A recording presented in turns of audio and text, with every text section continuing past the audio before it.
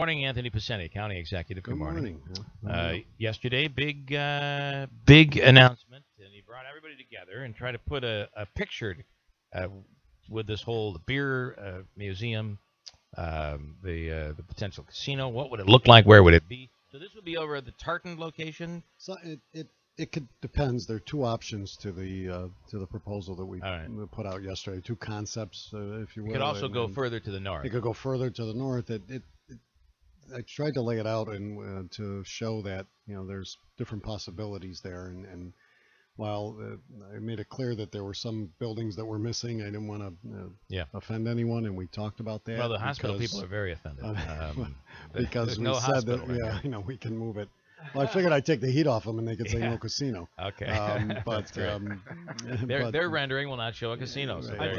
I think Brett Truitt says he already has the domain name for that website. So well, I'm sure. All right, so it was a way to just really lay it out, and those are first of all, those are real drawings. Those are not just wishes. Those are actual renderings of what those facilities could look like.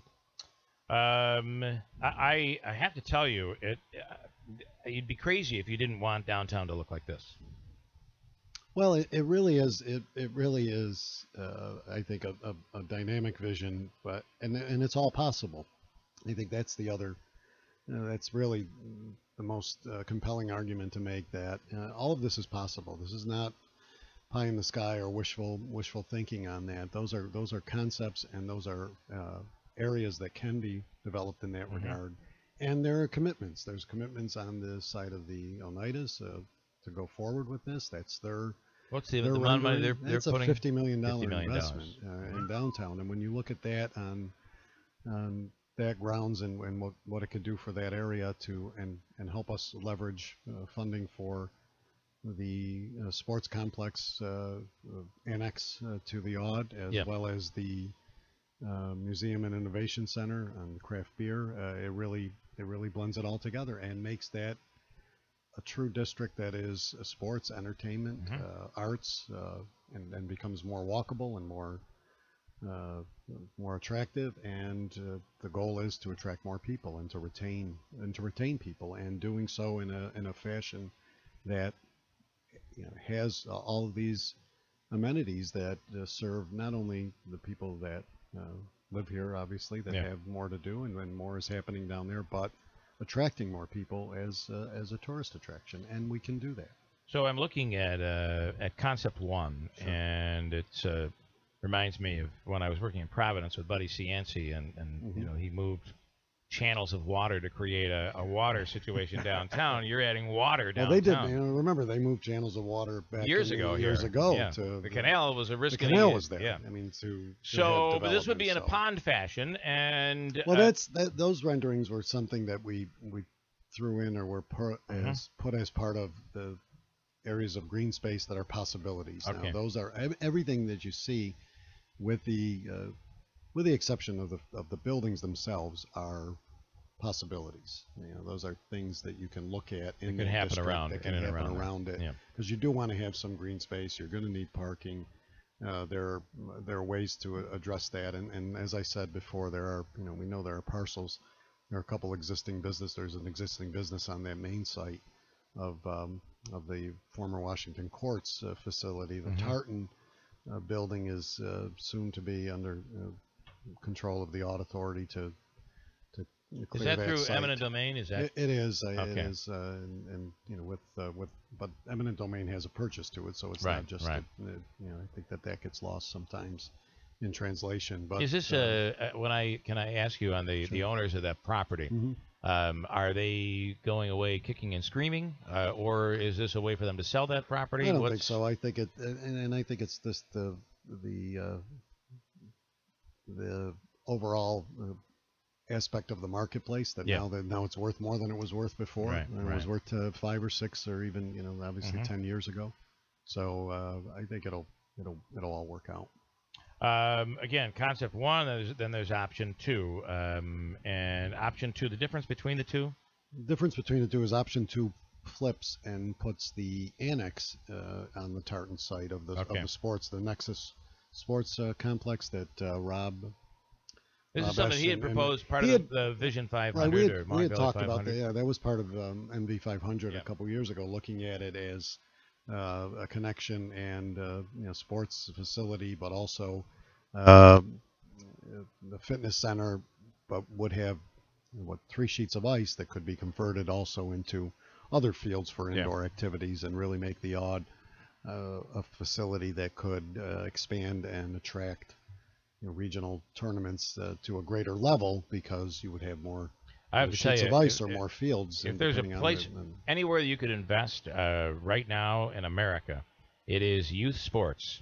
Get a hold of the money parents are spending on making their kids potentially professional athletes, or travel ball, or travel hockey, or whatever. I know. I mean, we have Pete Rahill, who's the county attorney, has a couple boys who play hockey. Yeah. And Pete's last weekend he was in Connecticut. The weekend before they're in Toronto. Yeah, all over the place. And his wife's in one direction, he's in another. Look at what's happening in Cooperstown. And someone made a comment yesterday when we talked about this, that's the kind of facility that will ultimately pay for itself, because we are, and we know we're a hub for that. We have teams, we have such a large hockey contingent and soccer contingent, and lacrosse is getting even bigger in our county than it was before. 315-736-0186 is our phone number if you have a question for the county executive. Of course, yesterday was the unveiling of renderings, and it's conceptual at this point,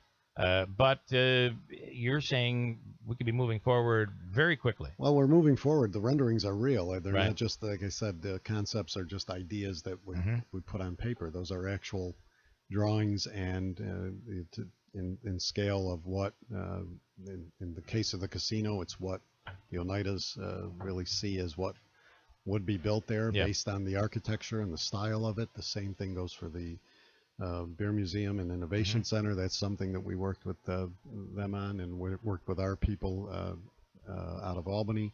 The Nexus, as we said, was something that Rob came up with and was developing. So all of those are actual real pieces. Now it's a matter of, as we secure properties, as the Audit Authority secures the other property, as we look forward on approvals, it's a matter of moving forward, and I want to do that. But I wanted, and it was important to have people see it, to really have them see a little bit more of what's this going to look like? What's this casino going to look like? What's this museum going to look like? What's the space? Well, what would downtown what's the look potential? like? What would downtown look like? Andrew. Looking at these renderings, you get the feel, especially with the greenscapes, that this is something that would attract the young professionals that prefer that urban housing. That had to factor into that.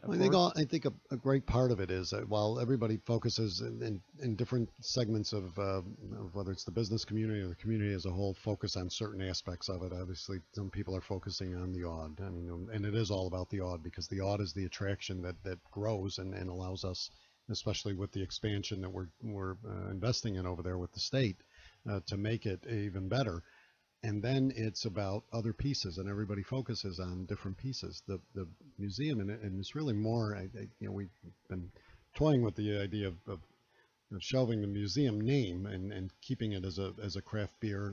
While it will have we wanted to have a museum component, it's more of an innovation and incubator area or entity that can really help and showcase the craft beer industry. The governor's doing the craft beer challenge today, and he's been doing it the last couple of days. That's a burgeoning industry, and with the agriculture that we have in the area that has been working in the ag tourism piece of it, the farm to table, but also all of the apples, the pumpkins, the peaches, all the different things that are that are flavorful in beer and can be incorporated into this innovation center and incubator, as we work with an ag incubator that we're developing with MVCC. All of that comes together, and that goes to the the millennials, if you will, but the younger population, and even others we want to attract. Sue, I'm going to get to you in just a second. I know Sue's waiting to ask a question. Sure. I want to ask: were the mats visible yesterday?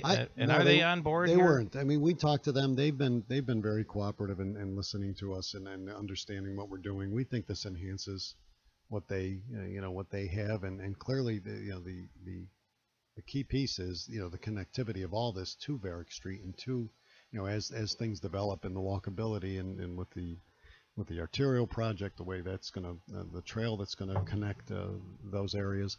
And you feel they'll benefit. I feel that this is, we feel that they will, and we know that they're looking at some other pieces over there. And I think it just, look, you want to see a real brewery, go right down, because this is going to be, this is not to be confused with a craft brewery. This is a center to show how it can be done and how, the hops are, I'm being told that hops and they were out of town. The two of them were both out of town.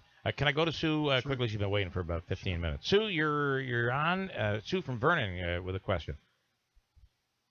Yes. My question is, am I understanding that this complex is not going to have any restaurants in it? Because my concern is, living in Vernon, I see what has happened to the locals there and the restaurant owners. Is this a guaranteed thing? They will never be able to put any restaurants in this complex? Sure, let me answer that. I mean, that's something that we made, in talking to the Oneidas. And the Oneidas have what is their flagship, if you will, at Turning Stone. And clearly that's where they have their largest enterprise in terms of restaurants and nightclubs and activities. This is a casino, and it is designed and built and with agreement that that's all it is. Now they will have beverages there. I'm not going to, that's something that clearly they will have alcoholic beverages as well. They will have some counter food or snack food court, but no restaurants of any type of full-fledged restaurants. No, they're not going to be competing with Utica's restaurants. They're not going to compete. Nor are they going to compete on the entertainment side. There's not going to, initially when we put this out, the Stanley was concerned, are they going to have a mini showroom or a stage or something? No, that's not the case. Sue, thank you for that call. I appreciate it. I'm going to ask you the final question. If this is the last one, let me ask you this. When you say we're moving forward with this, what does that mean? Would you have to acquire the property first? I know the mayor has kind of said he didn't love the idea or maybe wanted it someplace else. What do you mean moving forward with this? Well, we've been in discussions for a while on this entire project, trying to put pieces together before it was unveiled at this state of the county, just to look at conceptually how can we do this, but also moving ahead and looking at these. And these are discussions that we've had on the Nexus piece, as we said, from MB500, on the beer museum. The craft beer piece came up over the last year or so, but the casino has been a part of it. And so we've been working on the state side on legislation to allow us to get to the interior, to allow the Oneidas to put a casino outside of reservation. They have the ability to do that anywhere within the footprint of the reservation. They need approval outside, and that's what we're working on. So it's that's part of it. That's a big part of it, obviously, to get the interior on board. And then it's to get intent on the property, which the lot we're looking at is a lot that the Aud Authority owns behind the Aud. So it's not. You don't need city approval. We don't need city approval on that. And if you use eminent domain on the tartan. Eminent domain on the tartan. But I mean, those are all pieces that are coming through. And now it's a matter of lining up other funding. But understand we have funding on it. Okay, we're posting the electronic version of this up on our website. All the pictures, the renderings. It does look impressive. And whether you're for the casino or not, you look at these pictures. It'd be pretty awesome to have downtown look like that. I'm out of time. All right. But I'm just making that comment. It'd be pretty awesome to have downtown looking like that. It would. So check out take the time to look at these pictures, and who knows where you end up on this. Tony Picente, thank you for taking the time this morning. My pleasure.